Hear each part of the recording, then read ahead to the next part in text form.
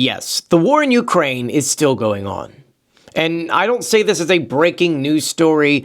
I say this as a painful reminder, because somewhere between the fading headlines, other wars starting up, or just other trends, the world may have stopped paying attention.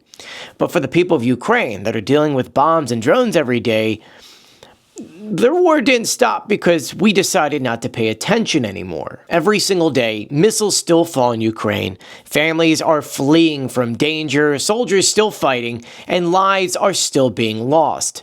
Cities that once echoed with laughter and joy now echo with sirens, air raid sirens. The same ones that here in the United States we hear in our fire trucks, those are being heard countrywide in Ukraine.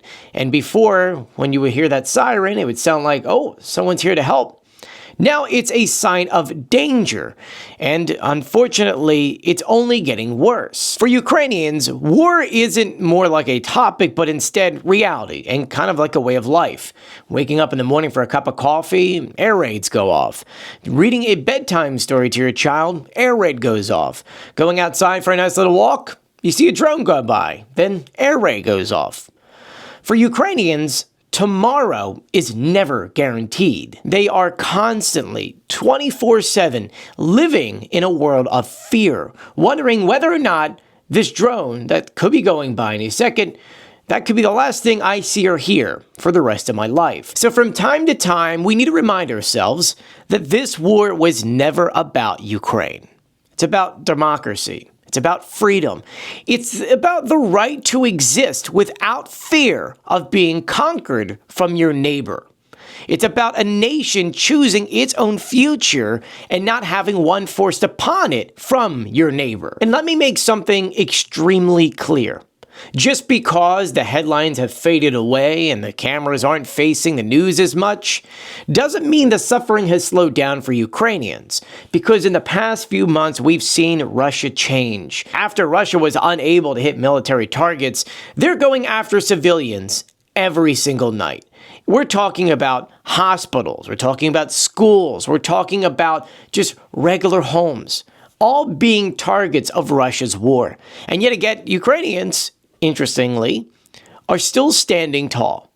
Every day they wake up and they say, this is horrible what's happening to us, but we'd rather have to fight every day for our lives than be under Russian rule. In a way, it's quite interesting to see how much spirit a Ukrainian has, knowing that any moment something could happen to them. But they're there. They're standing up for not only Ukrainians, but for the world. Because in every indication, in every scenario that we see, Russia doesn't stop after they take Ukraine.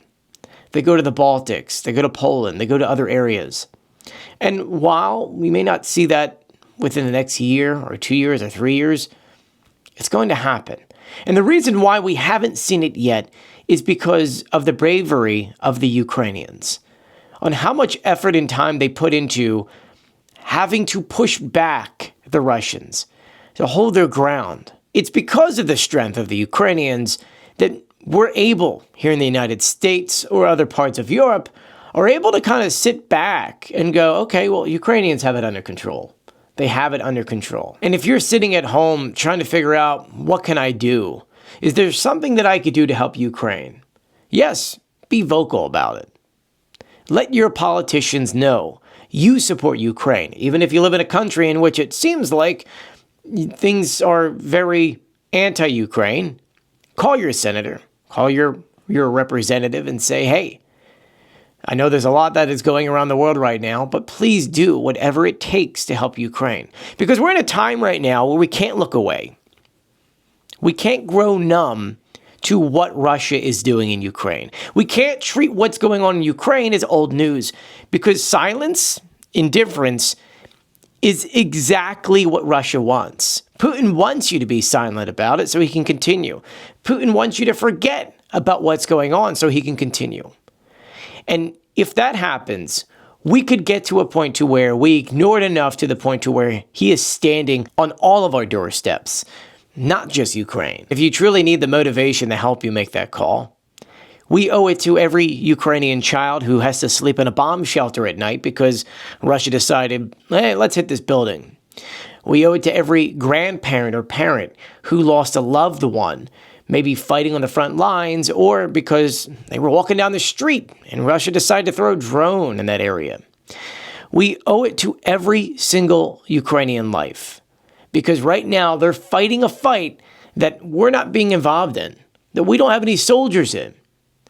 And they're fighting it not only for them to be free, but for us to be free as well. And so we owe a lot to Ukrainians, and the easiest thing that we could do right now is say, yes, we know the war is still going on in Ukraine, and yes, as a world, we still care.